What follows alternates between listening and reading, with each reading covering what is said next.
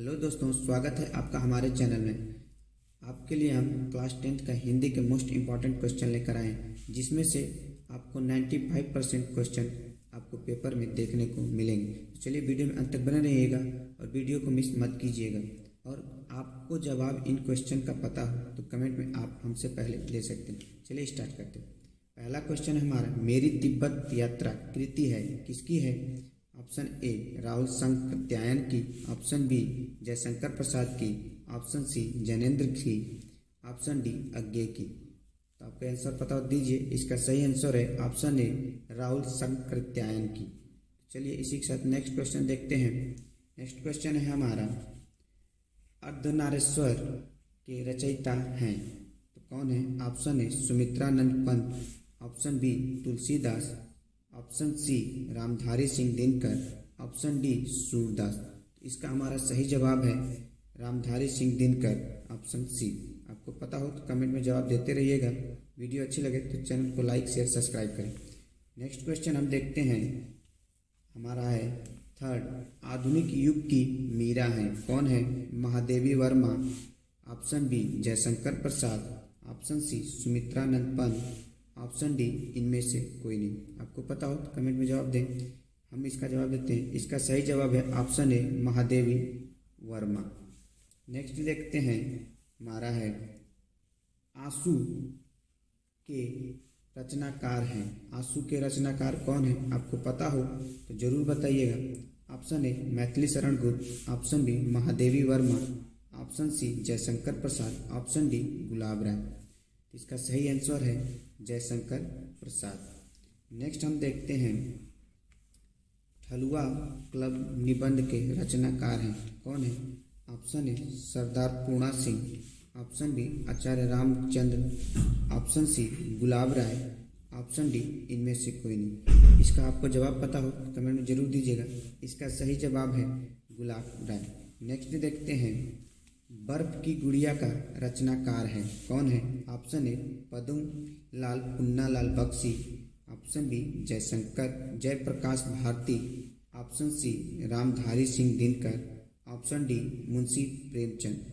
इसका सही जवाब है, आपको पता हो तो कमेंट में बताइएगा। और इसका सही जवाब है ऑप्शन बी जयप्रकाश भारती।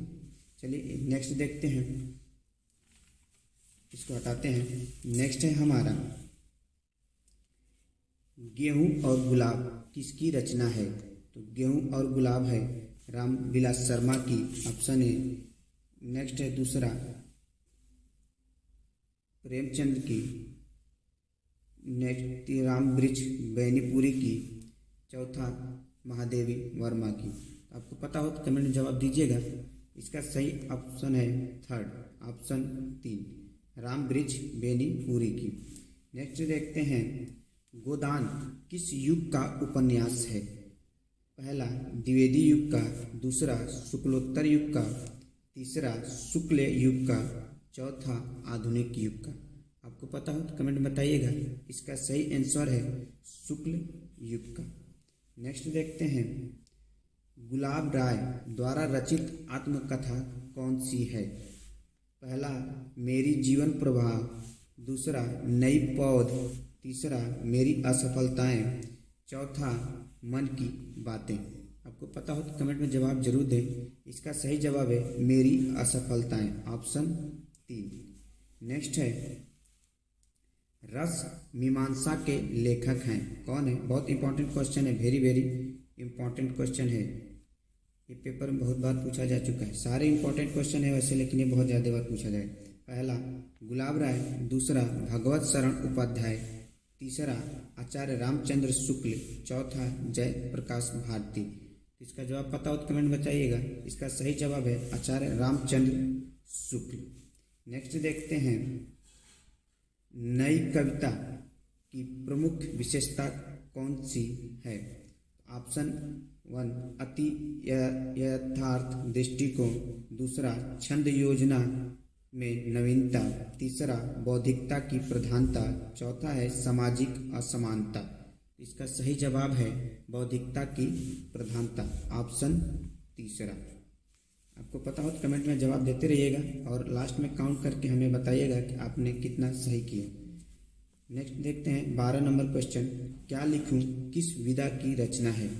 पहला नाटक, दूसरा निबंध की, तीसरा उपन्यास की, चौथा कहानी की। तो इसका हमारा सही आंसर है निबंध की। आपको पता हो तो कमेंट में जवाब जरूर देते रहिएगा। नेक्स्ट देखते हैं, इसको चेंज करते हैं। नेक्स्ट हमारा 13वां क्वेश्चन है,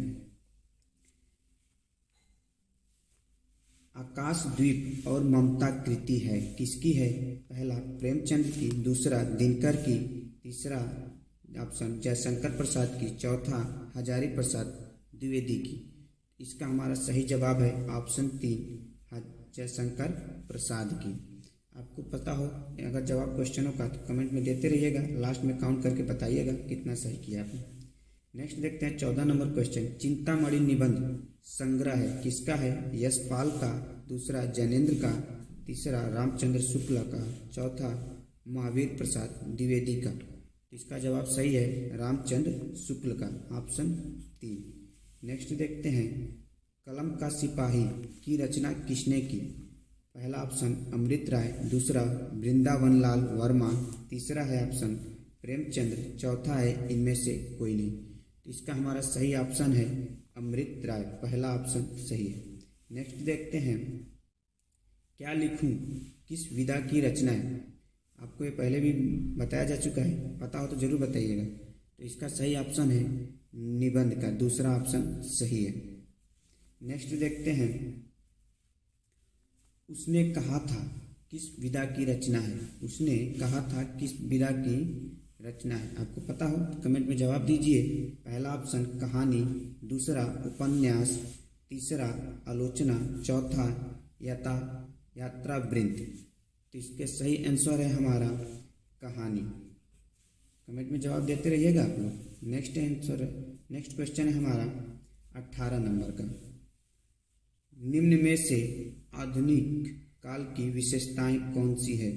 पहला जीवन की यथार्थ की प्रधानता, दूसरा बौद्धिकता की प्रधानता, तीसरा विकल्प ए तथा बी दोनों, चौथा है मैथिली शरण गुप्त। इसका हमारा सही आंसर है तीसरा विकल्प ए तथा बी दोनों, जीवन की यथार्थ की प्रधानता और बौद्धिकता की प्रधानता दोनों ही होगा। चलिए नेक्स्ट देखते हैं, हम इसको हटाते हैं। नेक्स्ट है हमारा क्वेश्चन नंबर 19। इसका है हमारा पहला 19 नंबर क्वेश्चन है, शुक्ल युग की काला अवधि होती है कितनी होती है? शुक्ल युग की काला अवधि आपको पता हो तो जरूर बताइएगा। और एक खास बात है, जितनी अवधियाँ होती हैं सबको लेकर एकदम सीरियल वाइज से आए, मिस मत कीजिएगा, बहुत इंपॉर्टेंट है, सारा एक ही में कंप्लीट कर दिए हैं। तो इसका पहला ऑप्शन है 1950 ईस्वी से 1900 तक, 1900 ईस्वी से 1920 तक, 1919 ईस्वी से 1938 ईस्वी तक, या 1900 चौथा ऑप्शन 1938 से 1947 ईस्वी तक। इसका हमारा सही ऑप्शन है 1919 ईस्वी से 1938 ईस्वी तक। किसमें है? तो ये है हमारा तीसरे में। आपको पता हो तो कमेंट में जवाब जरूर देते रहिएगा। नेक्स्ट देखते हैं, शुक्लोत्तर युग की समय सीमा है। पहला ऑप्शन 1938 ईस्वी से 1980 ईस्वी तक, या दूसरा ऑप्शन 1950 ईस्वी से 1990 ईस्वी तक, या तीसरा ऑप्शन 1900 ईस्वी से 1920 ईस्वी तक, या चौथा ऑप्शन 1936 ईस्वी से 1947 ईस्वी तक। इसका हमारा सही ऑप्शन है 1938 से 1980 तक, पहला ऑप्शन सही है। आपको पता हो तो कमेंट में जवाब देते रहिए और लास्ट में बताइएगा आपने कितना सही किया, क्योंकि यही आपको पेपर के लिए महत्वपूर्ण इम्पोर्टेंट है। नेक्स्ट देखते हैं क्वेश्चन नंबर 21, निम्न में से रीतिकाल की काला अवधि है कौन सी है? रीतिकाल की काला अवधि आपको पता है? 1643 ईस्वी से 1843 तक, या 1843 ईस्वी से आज तक, या 743 ईस्वी से 1343 ईस्वी तक, या 1343 ईस्वी से 1643 ईस्वी तक। तो इसका ऑप्शन आपको पता हो तो कमेंट में जरूर जवाब दीजिएगा। इसका हमारा सही ऑप्शन है पहला 1643 ईस्वी से 1843 ईस्वी तक रीतिकाल की काला अवधि होती है। नेक्स्ट देखते हैं हम, आधुनिक काल की समय अवधि है। आधुनिक काल की समय अवधि कितनी है आपको पता है? तो कमेंट में जरूर बताइएगा। पहला ऑप्शन 1850 ईस्वी से 1900 ईस्वी तक, दूसरा 1900 ईस्वी से 1920 ईस्वी तक, तीसरा 1919 ईस्वी से 1938 ईस्वी तक, या चौथा 1843 ईस्वी से आज तक। तो इसका सही हमारा आंसर है।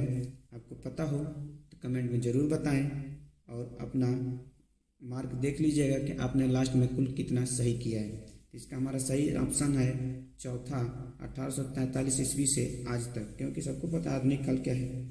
नेक्स्ट देखते हैं, हमारा 23वां क्वेश्चन है, प्रगतिवादी युग की कालावधि है। तो पहला ऑप्शन 1936 ईस्वी से 1943 तक, दूसरा 1850 ईस्वी से 1900 ईस्वी तक, या तीसरा ऑप्शन 1943 ईस्वी से 1953 ईस्वी तक, या चौथा ऑप्शन 1953 ईस्वी से 1960 ईस्वी तक। इसका सही ऑप्शन हमारा है क्या है, तो आपको पता हो तो बताइए। 1936 ईस्वी से 1943 ईस्वी तक। तो ये हमारा पहला ऑप्शन इसका सही है। आपको पता हो तो कमेंट में बताते रहिए आंसर। लास्ट में हमें बताइए कितना आपने सही किया है। नेक्स्ट और लास्ट देखते हैं इसका, ठीक है। तो हमारा लास्ट क्वेश्चन है, प्रयोगवादी युग की काला अवधि होती है क्या? प्रयोगवादी युग की काला अवधि होती है। पहला ऑप्शन है 1960 ईस्वी से 1971 ईस्वी तक, या दूसरा ऑप्शन 1943 ईस्वी से 1953 ईस्वी तक, या तीसरा ऑप्शन 1971 ईस्वी से अब तक, या 1900 ईस्वी से 1918 ईस्वी तक। इसका हमारा सही है 1943 ईस्वी से 1953 ईस्वी तक। ऑप्शन नंबर 2 सही है। वीडियो आपको कैसी लगी कमेंट में जरूर बताइएगा, और चैनल पर नए हैं तो चैनल को सब्सक्राइब कर लीजिएगा और दोस्तों यारों में शेयर कर दीजिएगा। Thank you for watching.